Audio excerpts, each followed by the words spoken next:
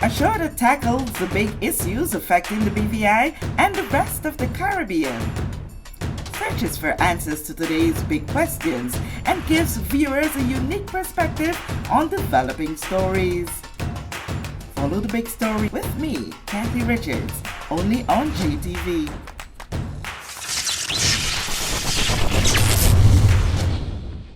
This show is brought to you by the National Bank of the Virgin Islands, Cyril B. Romney Tertola Pier Park, NV Salon, Nail Spa and Barbershop, Tisley Cross Deliciously Smooth Cider, and Digicel, simply more speed, reliability and entertainment. Tisley Cross Cider. Tisley Cross Cider. Deliciously smooth.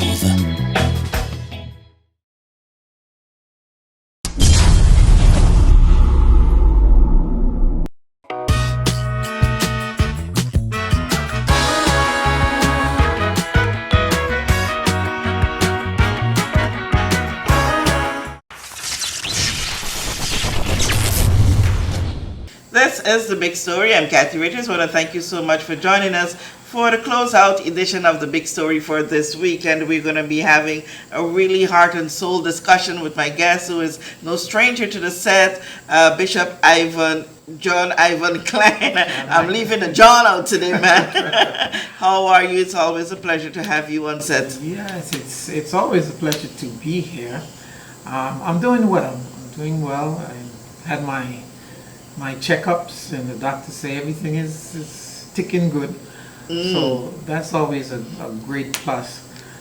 Encourage everybody to go and do their annual checkups. Because prevention is always better than cure. That's right. And sometimes us as the preachers don't necessarily be the practicers of what we preach, especially when it comes to good health seeking behaviors. But boy, if the heat had to do a whole lot with being healthy, a lot of us are going to be punishing, because listen, you're trying to conserve right now as much as possible on energy because of the light bills that you pay, the cost for fuel. You're driving with your windows down now rather than using your ACs in your car as far as practically possible. You're getting up halfway in the night and turn off the AC or the fan, because all that's on your head is it's crazy. What is it going to look like at the end of the month, or when that billing time comes? It's definitely a concern, I think, in the country at large, not just for individuals and residents, which of course, carries a lot of the weight, but also for businesses, because even though your cost of operation has increased, your revenue may not have increased. You can't just raise prices because your electricity bill has doubled. And so it's a big concern. So not only is the weather hot, but your bill is seeing a tremendous increase because of this, what they call surcharge, to, I guess, buffet or hedge against the current market price of oil.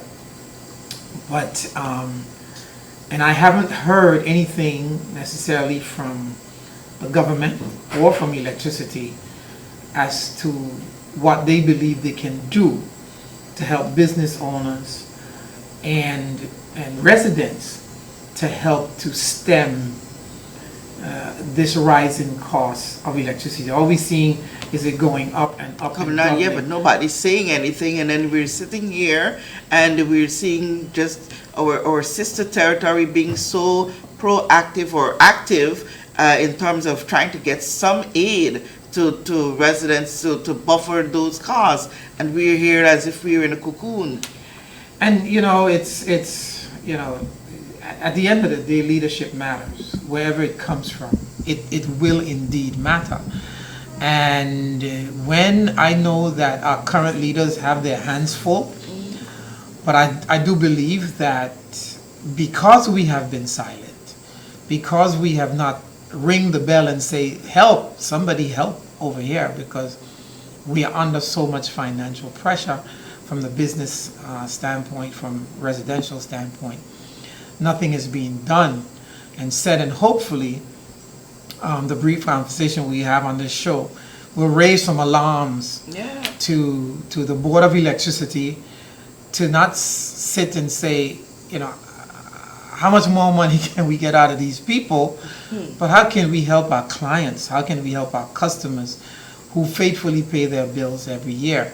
There must be something that can be done. Yeah. And the Minister of Energy and whoever has to be able to look at this and say, it is time for us to intervene.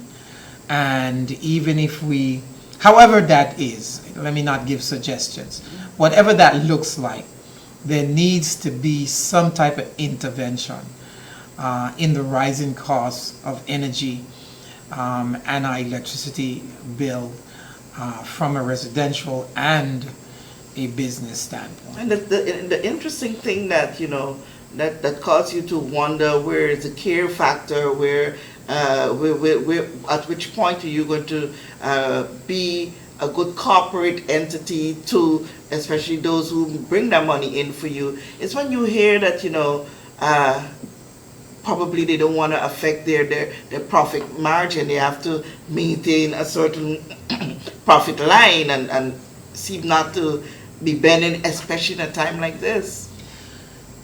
You know, you have to have the mind that when one suffer, one sector of the community or the society suffers, all of us suffer.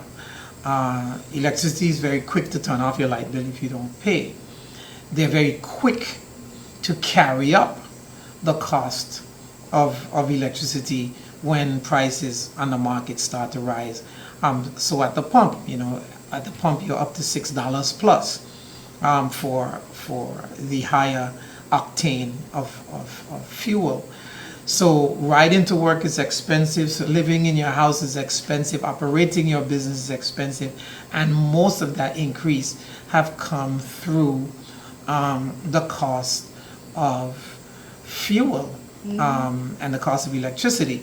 Imagine businesses such as mine who have to import. Tropical shipping is not going to suck up the cost of the increase for their ships to sail. They will put a charge to get merchandise from Miami into the BVI. Airlines tickets have gone up. Everything has gone up. And we understand from a business standpoint of view that they have an audience that if they add 5 cents, it doesn't really show up that much because it's spread over millions and millions of people. But when you have a small demographic, as we do in population, you see it right away. Yeah. And there must be some type of subsidy. And this is one of the things we do not do well. We don't find ways to help to subsidize or to give ease. You know, in America, they have something called QE, which means quantitative easing in the economy. When inflation starts to rise or the money supply is short, they're a big country. They could go print money. Of course, it drives inflation. We don't have that, but there must be some way we can go and help our people from under this burden. Yes. We gotta go. We gotta get it right. Yeah. You know, one of the things that baffles me also is, you know, where you see absolutely no empathy, no support. Is it you go, probably your bill is overdue for a period of time, although you go to pay, you weren't disconnected, but yet that cashier ain't making no joke in adding that $10 reconnection fee, and I wasn't disconnected, but you know, I still gotta pay. But like we said, that conversation needs to be had. We need to hear and see some interventions. But we want to move on quickly to other things, because today we will talk a whole lot about that electricity thing, and our time will go. Government has gone through some transitions. The management of the territory is going through some transitions. The fear of seeing the Commission of Inquiry report being taken 100% by the UK, which would have seen a suspension of the constitution that is like slightly on the side at the moment. We could safely say at least for another 2 years, maybe. And so that fear is a little aside, but there is a greater fear within the population. People seem not to be very comfortable in management style, in not understanding the depths of the proposal that was sent to the UK, and that brings a different level of uneasiness. We're seeing changes. We're seeing another member of who was on the government side now switches and says, I'm going to be in the opposition. Mm-hmm. This transition is keeping the people, the average man and woman on the street, in some level of discomfort Mm-hmm. and confusion. Absolutely. I have sat on the side and I've watched, because we have demonstrated, we've prayed, and in always, I always want to give God thanks for where we are. To not see our country go into some type of flux because of the suspension of the Constitution, it would not be a good place for us if we see that. So we want to give God thanks, first of all, for staying the hands of our colonial masters to not go there. What I think troubles me most, sitting from where I sit, is the lack of willingness on the UK to truly be a partner with its overseas territory. Instead, what I see is a cop. This big police that's standing over your head with a gun. And if you don't do what I say, then, I will make you pay dearly by suspending your constitution and even rewriting it. And that is one of the most disappointing things for me, that in the 21st century, that you can have a great power like the UK, who has capacity, who has the ability, who has resource to help a territory like the BVI, who they claim they value. But instead of helping us, they stand as a police over us.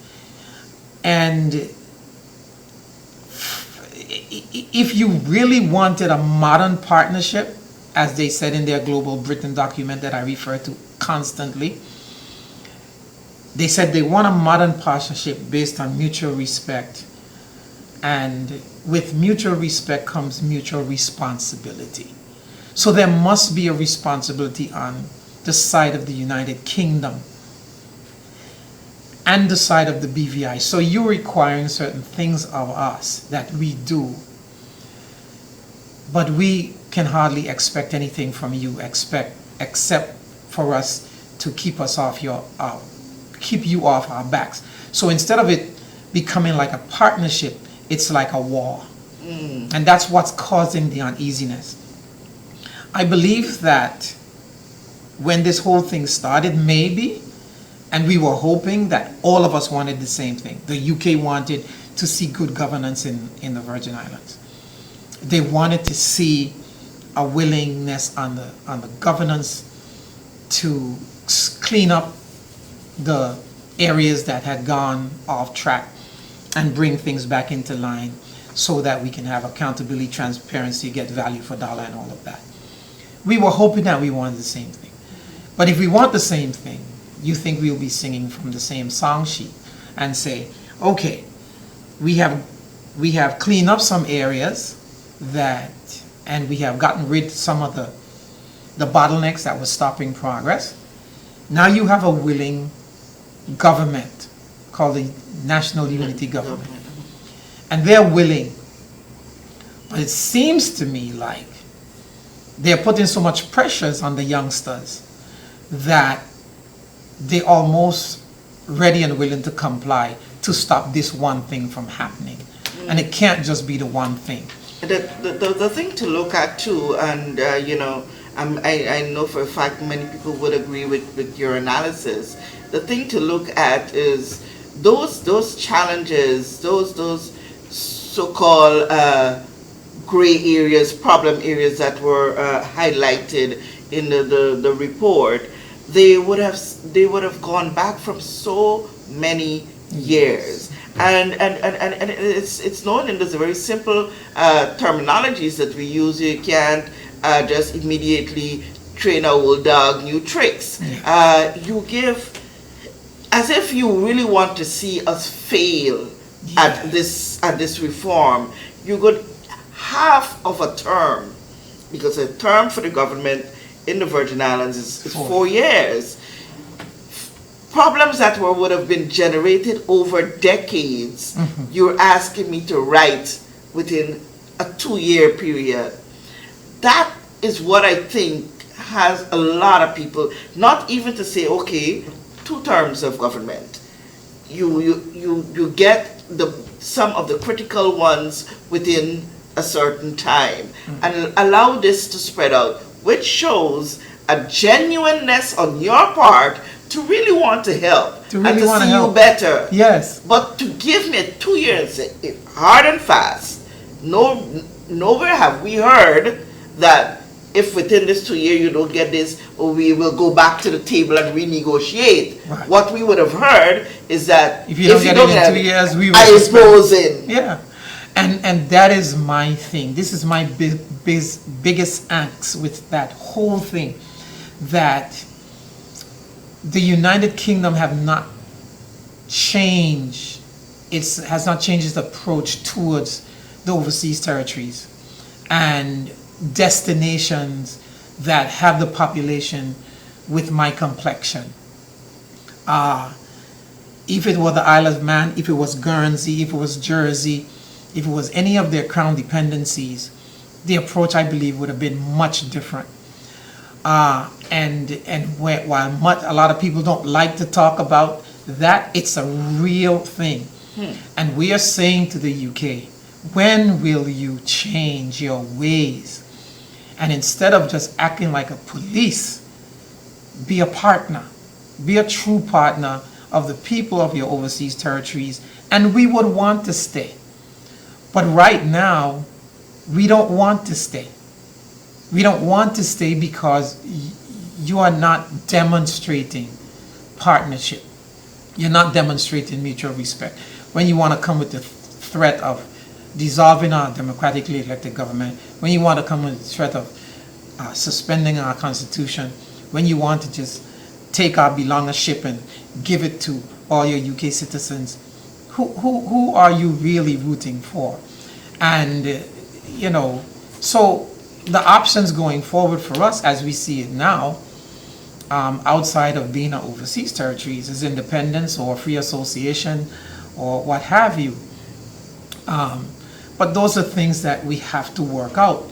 But if the UK would demonstrate a different attitude towards the overseas territories, then Montserrat, Anguilla, Bermuda, Turks and Caicos, Cayman, BVI would see we could embrace this global Britain agenda more readily and more easily if we saw the effort in this instance. For instance, you have an opportunity, the UK has an opportunity to demonstrate it wants to be a true partner with its overseas territories. We haven't seen that. Let's introspect in the BVI's space as it relates to this agreement with the UK and as when it comes to the implementation of these. While we want to sit very often and blame the UK to trying to be colonial masters, and we want to say that the UK has a color favor in terms of people, while we want to say all of that, what in many minds we are failing to do is to stand our ground. The position that the government would have taken in the time, we never heard of a time frame to which you are to submit your proposal. We want to give you a proposal, but there was no time frame. So it meant that this could have gone to a little more depth if you're taking a little more time, that's us, our government, consult with their people, come up with what you, yes, the plans that you think, put it to the people. Let's have a discussion. They will not make a decision unless we come to the table. We have to negotiate. Negotiation may take a long time, yes, or a small time, but let's do it within a certain framework. It seemed to have been rushed with a great level of fear. And if we are going to be leaders, we cannot allow the fear factor to influence our actions, especially in critical things like this. Oh, you are so spot on with that. How can you govern with fear? You know, in when they want to interrogate a hostage, because we feel like we're being held hostage, and you know, there are different interrogation methods, and you know, one of them is pouring water down your throat while a thing is over your head. So the government now has this, they are operating, but they're operating. Every time they send in a proposal and the UK doesn't like it, they send it back. They have to rewrite it. They have to add in within a short frame time. Within a short frame time. And the people are saying, why didn't you come to us? And they're saying to us, well, you don't understand the constraints we operate under. But I would say to the government, as you have said, you cannot operate with fear. You have to take a position. You have to be strong. You have to be courageous. And sometimes you have to call their bluff. And what I believe is when you're going to make a decision that's going to affect a nation, not your government, not your party, not this administration, but a nation for generations to come, then the people must be involved. Then, I mean, past legislators, your legal minds, your general voting population, and also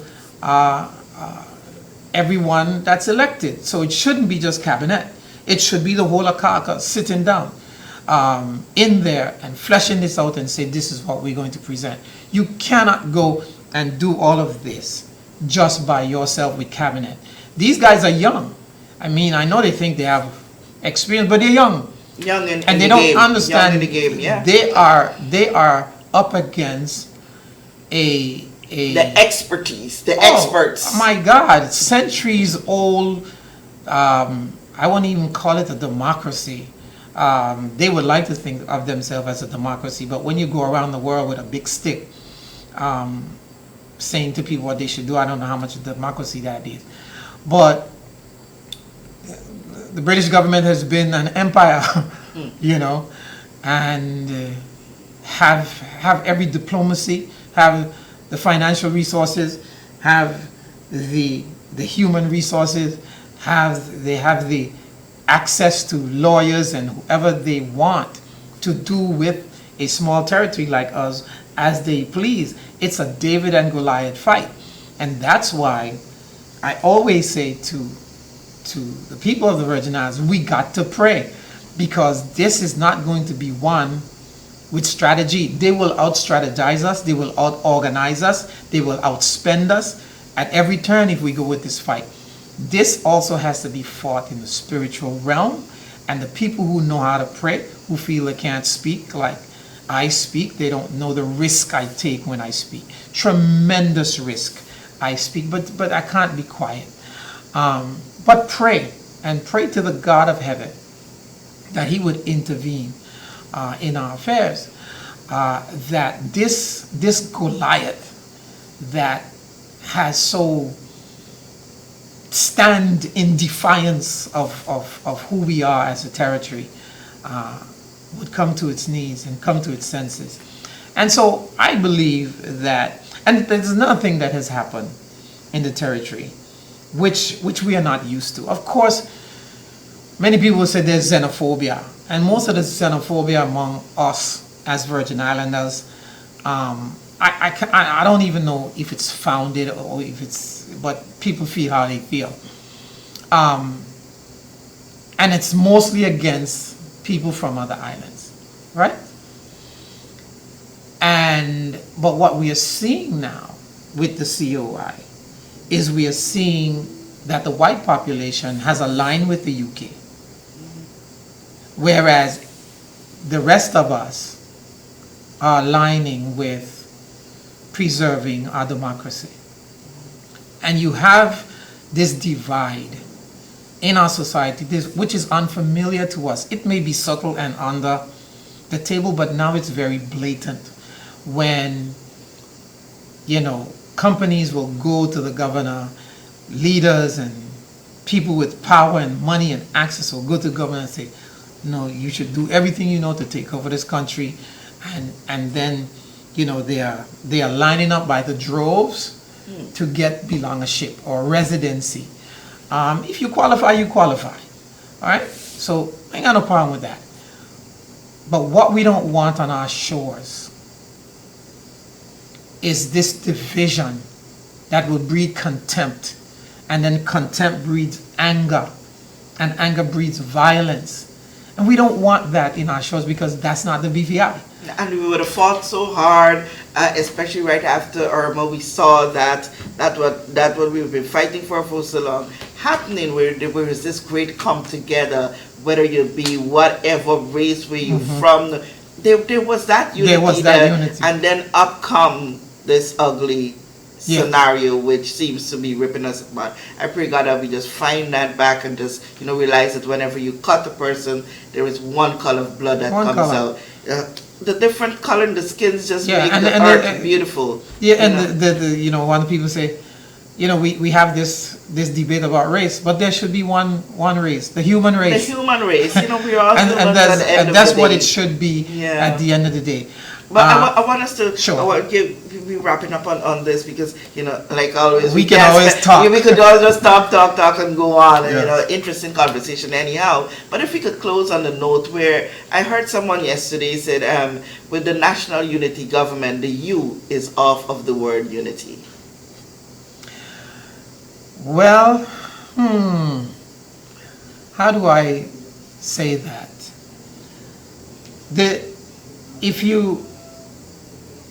If you take off the U, after the U comes a I. U-N, yes. N-I-T-Y. Niti. Unity. Niti. And I think that, well, let's go to Carvin Malone and his departure from the unity structure. I believe he has a point that if you're going to speak against things, you can't stay on the same side and speak, and go to the other side and speak. And so I commend him for that. What I believe they're still trying to achieve is a preservation of their party politics. And that's where the U comes off of the unity. Because with the not suspension of the Constitution, then you have to assume that an election will be held within the next 12 months.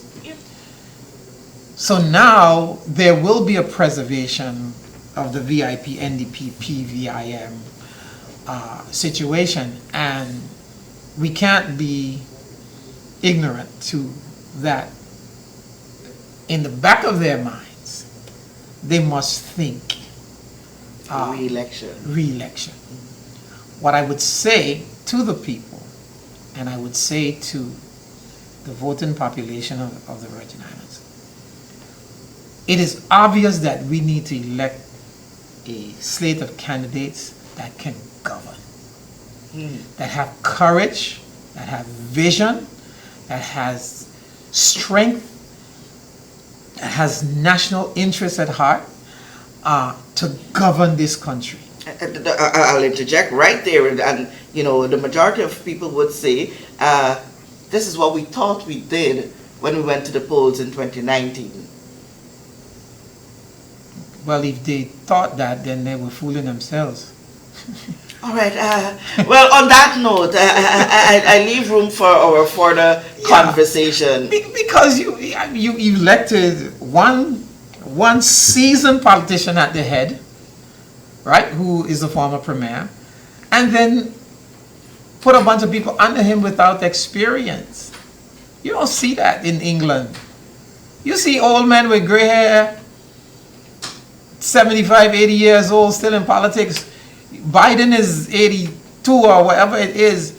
You see Bloomberg and all of these people who've run businesses, Kathy, who know what it is to balance a budget, who know how it is to manage people, who know how it is to put processes and structures in place so you can get the results and the outcomes that you're looking for. You cannot take somebody who just say, I'm interested in politics, and put them to run your country and expect a good outcome. Well, we would safely say now, lesson learned. Let's see what happens come the next time that we go to the polls. And on that note, I'm sorry that we have to end our conversation in this moment, but for sure you'll be back and we'll continue on these and other topics. I want to thank you so much for joining us for this edition of The Big Story. I'm Kathy Richards.